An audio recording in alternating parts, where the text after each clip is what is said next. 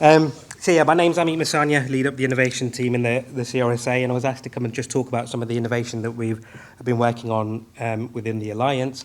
So a quick update in terms of the journey that we're on, and then really I'll dive into some of the projects that we're working on that look at continuous improvement, how we're developing our people, and then really how we're trying to drive efficiencies. So really a real busy slide here, but this is our journey that we're on. We're in year 6 of a contract, of a 10-year contract that we got within the alliances, and really what we're trying to do is deliver efficiency and really add value. That is a really busy slide, but from the left-hand side, we look at our innovation and continuous improvement in kind of 5 key areas. The first one is around get the basics right, so making sure processes improve and processes and procedures are working, and we're constantly getting those marginal gains. The next one is around people, so we have to focus on developing our people, because if we do, that will take us forward. So we're doing a number of projects there, and I'll jump on and I'll talk about the igloo that we've got, where we're training our staff in a different way. One thing that we learned in the first 4 years is we're really good at doing things, but we just don't communicate. We don't tell people we're doing it. So we put a work stream in all around communication. The fourth one that we've got is working with the supply chain. So we know that when we're out on a Saturday night, is it really Network Rail staff that are out there? There's loads of suppliers that bring their kit. So we've got to take them on the journey in terms of innovation. And the final work streams are all around digital technology. So, AI is coming. We've already talked about it. So how do we use that in the rail industry? So the first project I'll just talk about is the Signal roster tool. And this was really brought in really for two reasons. The first one was when the fatigue management standards changed in 2022. How do we keep our people safe? How do we demonstrate that we're managing people's fatigue? So we took a tool that actually was from high output, adapted it to track renewals, and we're rolling this out as we speak. The next part to this was really looking at our digital timesheets. In this day and age, people are still doing paper timesheets. So we've got to move away from paper timesheets.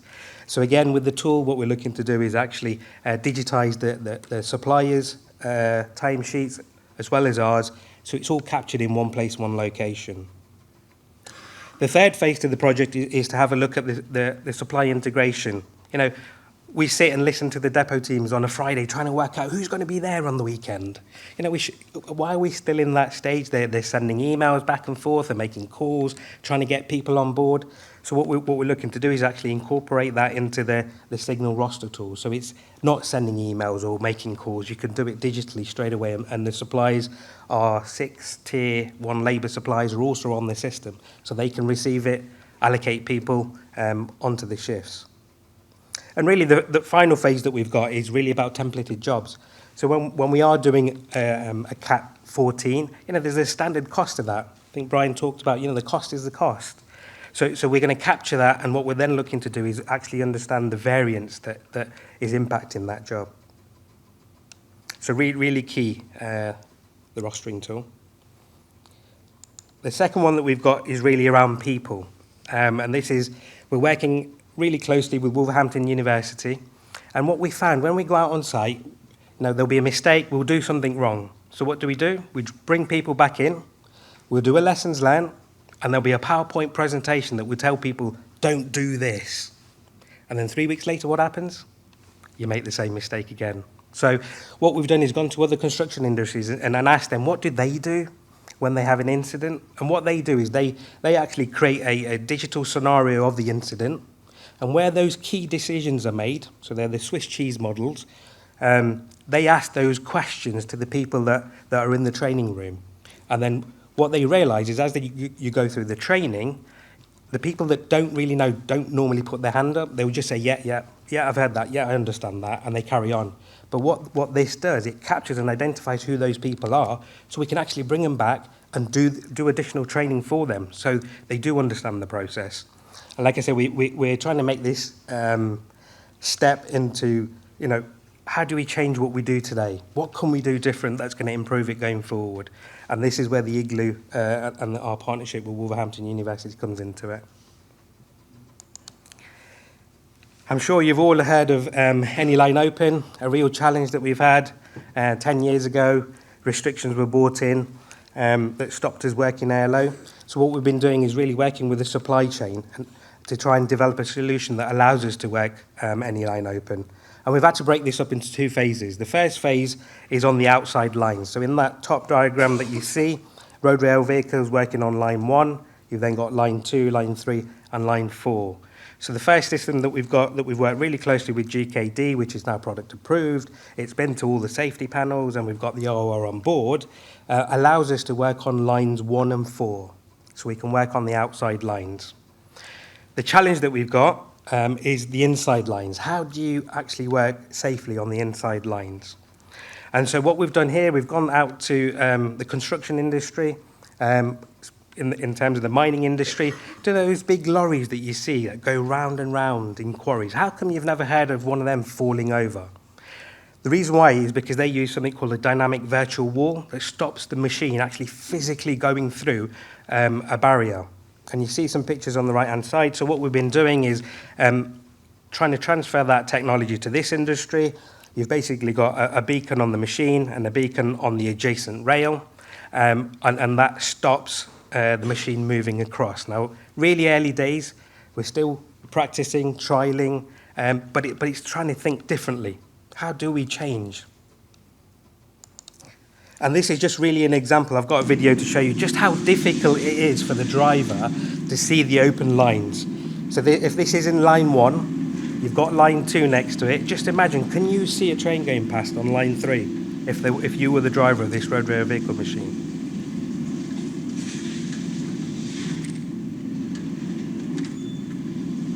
It's just really, really difficult. You cannot see the line of sight.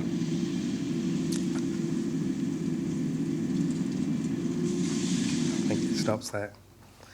Great. So people have already mentioned the digital speed board, so I'll just give you the story. So within one of our depots, probably about 2.5 years ago, they said to me, Ameet, I'm going to set you a challenge.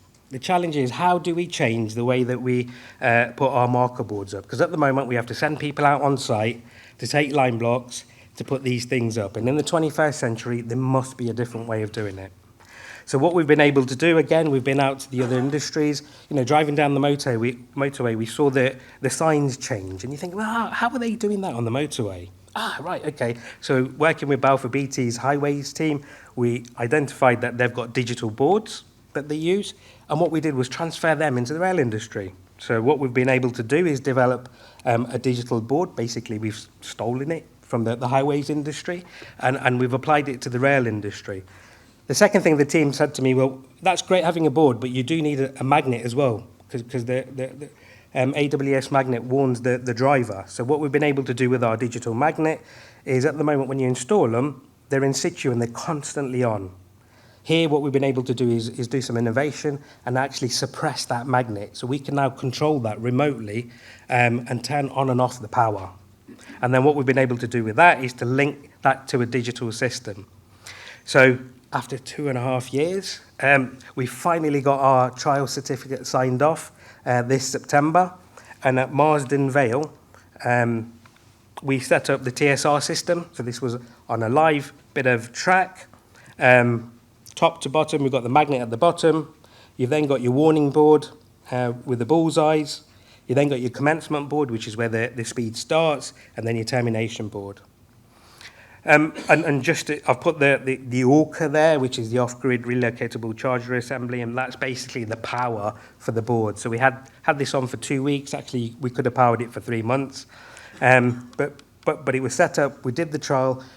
And then after the trial, we got some feedback, and we talked to the West Midlands Trains drivers and said, what did you guys think? Did it work for you? And the worst comment I got back was, oh, the boards were too bright. Well, I'll take that any day of the week. So really, really positive.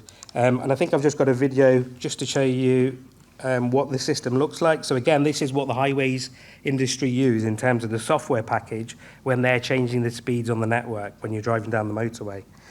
And what we've done, again, is just adapted it to the rail industry. We've created our own templated boards.